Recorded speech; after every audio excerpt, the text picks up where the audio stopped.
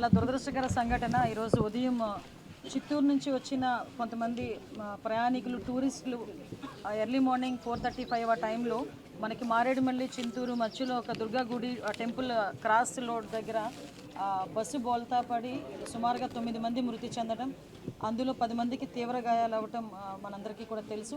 నిజంగా చాలా దురదృష్టకర సంఘటన. వాళ్ళు ఎంతో దూర ప్రాంతాల నుంచి దేవాలయాలన్నీ కూడా దర్శించుకోవాలనే ఉద్దేశంతో సింహాచలం వెళ్ళి, సింహాచలం నుంచి అరకు మీదుగా భద్రాచలం వెళ్ళి అక్కడ నుంచి వెళ్ళాలి అని చెప్పి ఒక ప్లాన్ ప్రకారం వాళ్ళందరూ కూడా ఒక బస్ బుక్ చేసుకుని రావడం జరిగింది.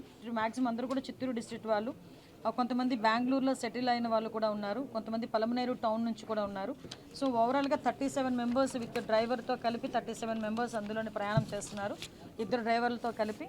అందులోని 9 మంది మృతి చెందడం జరిగింది. అందులో పలమనేరు టౌన్ నుంచి ఒక 2, చిత్తూరు టౌన్ నుంచి ఒక 2, అదేవిధంగా తిరుపతి నుంచి ఒకరు, తెనాలి నుంచి ఒకరు, బెంగళూరు నుంచి ఒకరు, ఇంకొక బెంగళూరు నుంచి ఇంకొకరు. ఓవరాల్గా నరసింహపల్లి విలేజ్, తానవనంపల్లి మండలం, చిత్తూరు డిస్ట్రిక్ట్, అక్కడ నుంచి ఒకరు. అంటే ఓవరాల్గా 5 మహిళలు, 4 పురుషులు ఇందులో చనిపోవడం జరిగింది. చాలామంది అక్కడ క్షతగాత్రులను చూస్తే కనుక నిజంగా చాలా బాధ అనిపించింది. వాళ్ళు చెప్తున్నారు, ఎర్లీ మార్నింగ్ 4:35 ఆ టైంలో మేము అందరం పడుకుని ఉన్నామమ్మ, పెద్ద మాకు ఆ టైంకి సిగ్నల్ కూడా లేదు.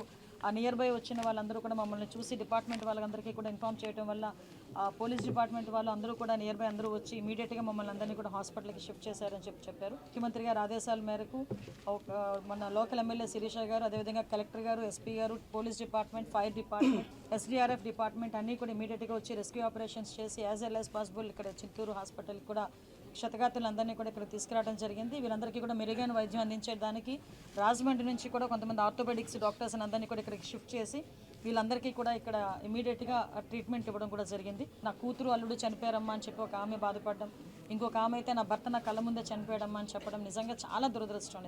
ఇప్పుడే గవర్నమెంట్ కూడా, స్టేట్ గవర్నమెంట్ కూడా మృతుల కుటుంబాలకు 5 లక్షల రూపాయలు ఎక్స్గ్రేషియా ప్రకటించడం జరిగింది మృతుల కుటుంబాలందరికీ కూడా. అదేవిధంగా సెంట్రల్ గవర్నమెంట్ నుంచి 2 లక్షల రూపాయలు మృతులకి ఎక్స్గ్రేషియా, అదేవిధంగా తీవ్రంగా గాయపడిన వాళ్ళకి 2 లక్షల రూపాయలు మన స్టేట్ గవర్నమెంట్ నుంచి, సెంట్రల్ గవర్నమెంట్ నుంచి ఒక 50,000 రూపాయలు సెంట్రల్ గవర్నమెంట్ నుంచి కూడా ఇవ్వడం జరిగింది. ఇమీడియట్గా వీళ్ళందరినీ కూడా చిత్తూరు ప్లేస్కి, వాళ్ళ ప్లేస్కి, చిత్తూరు డిస్ట్రిక్ట్కి ఇక్కడ కలెక్టర్ గారు, రెవెన్యూ డిపార్ట్మెంట్ వాళ్ళని, అదేవిధంగా పోలీస్ డిపార్ట్మెంట్ వాళ్ళని కలిపి ఒక 2 బస్సులు కూడా అరేంజ్ చేసి, ఆ బస్సులు కూడా స్లీపర్ బస్సులు అరేంజ్ చేస్తున్నాం. ఎందుకంటే వాళ్ళందరూ కూడా దెబ్బలు తగిలి ఉన్నారు, కూర్చోలేరు అంత దూరం కాబట్టి ఒక స్లీపర్ బస్సెస్ని అరేంజ్ చేసి డ్రైవర్స్ని కూడా ప్రాపర్గా పెట్టి క్షేమంగా వాళ్ళందరినీ కూడా చిత్తూరు అక్కడికి చేరుస్తాం. చిత్తూరు కలెక్టర్ గారు వాళ్ళందరినీ అక్కడి నుంచి హ్యాండ్ ఓవర్ చేసుకుని వాళ్ళ ప్లేసెస్కి అక్కడ నుంచి వాళ్ళని సురక్షితంగా వాళ్ళ గ్రామాలకి చేరవేస్తారు. పోస్ట్మార్టంలో ఆల్రెడీ స్టార్ట్ అయినాయి.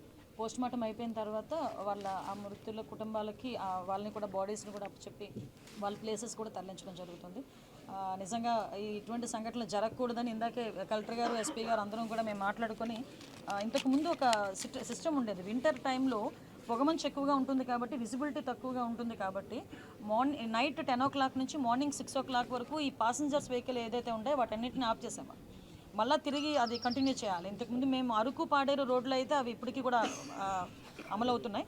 కానీ ఇప్పుడు ఈ ఏరియాలో కూడా కొంచెం టూరిజం పెరిగింది, మారేడుమల్లి ఇటువైపు అంతా కూడా టూరిజం పెరిగింది కాబట్టి డెఫినెట్గా ఈ నిబంధనలు ఇక్కడ కూడా ఉండాలి అని ఒక దృక్పథంతో ఈ రోజు నుంచి అవి కూడా అమలు చేసేదానికి మేమందరం కూడా నిర్ణయం తీసుకున్నాం.